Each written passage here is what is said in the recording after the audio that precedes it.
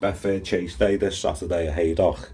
I'm lucky enough to get tickets to go, and I will be backing Grey Dawn. This is going to be my nap bet, a maximum 5-point win. I'll get as much video as I can when I'm there, but I love this horse. It's one of my favourite horses. 80 Cologne is in there. I believe this should be odds on. 80 Cologne is a good horse. Royal Guy will not win, and I'll tell you why, because last year it was bottomless. This year at Haydock is good to soft. I've checked the weather, a bit of rain Saturday, but that'll make no difference to the ground. And if we pick up last year where Grey Dawn got beaten to second, it was just stamina. And this horse's form is tied in with Gaelic Warrior, who's taken on Factor File. Now, it should be well too good for these.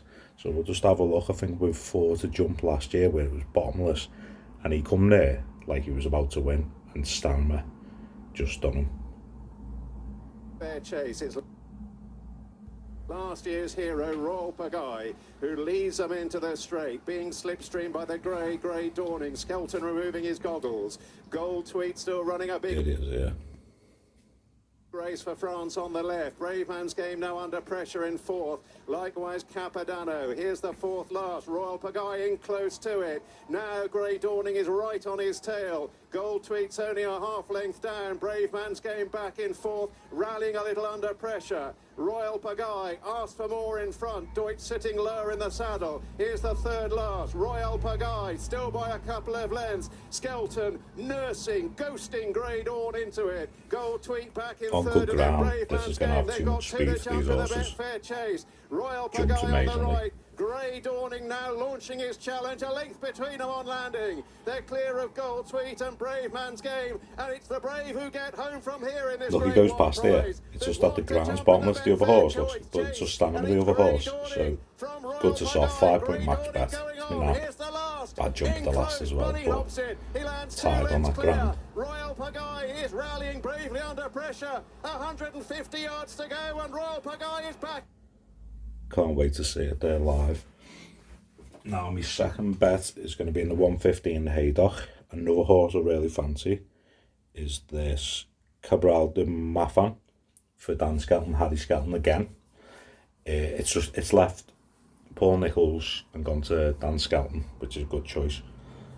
It's had the wind up, and it's tied in with one of my favourite pieces of form, which is the Secret Squirrel form, where they finished second. Knickerbocker Glory, which I tipped a couple of days ago, which is a non-runner at Cheltenham.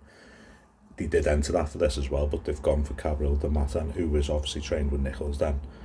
But if we just take this up here. Then came Reckless Eric and Navajo, Indy, Cracking Rhapsody, and Kabral de Mathan. Here's the final hurdle. Knickerbocker Glory led them briefly there, but Secret Squirrel pressing now as they race towards the final half a furlong. Secret Squirrel so obviously giving a wind off. Knickerbocker Glory. I think he finished second to this race. Goes for home for Knickerbocker Glory. Secret Squirrel is running on, then Navajo, Indy, and it's Hardy great the form, Soy. yeah. Staying on Go the that way. wind off. Secret Squirrel, the winner from Kabral de Mathan. That'll be my next best, and that'll be a 2-point win on that one. Hardy the Soy, and behind those Reckless Eric.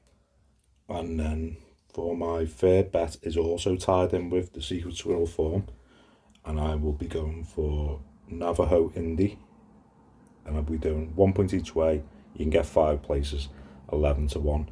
Now this horse, I've looked back on the form, and out of 9 starts over hurdles, he's finished placed 8 times, and I mean he's won 3 of that also. So if we just have a look, he had a break and then ran behind French Ship,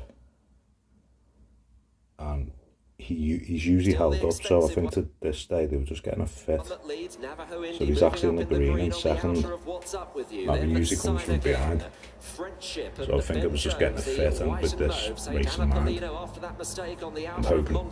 Classic King, Bowen's on fire next, Jazzy Matty, Tin Tin Tin as they take the flight at the top of the hill where What's Up With You made a dreadful blunder and lost a good few positions as a result. Elliot England's lost his irons. They are getting to the top of the hill, 3 left to jump in the opener. Navajo Indy is engaging.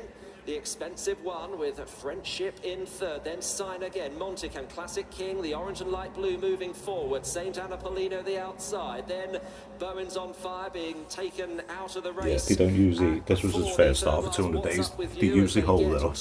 So for this to jump out and to lead, I think it's just to get a fifth for the Indy race. And as I say, it's never out the frame, once in 9 starts. So I think it's a great each way bet, so 1 each way on this one too. Up a bit, green and yellow from the back as they get to the second last. Friendship taking over there.